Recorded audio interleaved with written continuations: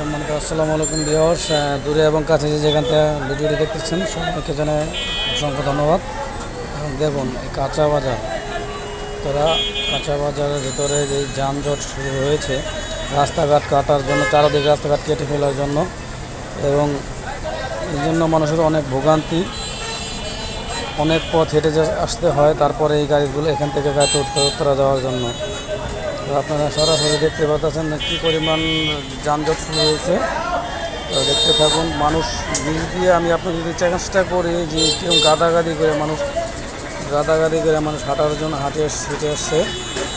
দেখুন একদম প্রচুর পরিমাণ গাড়ি ঘোড়া, অনেক যানজট।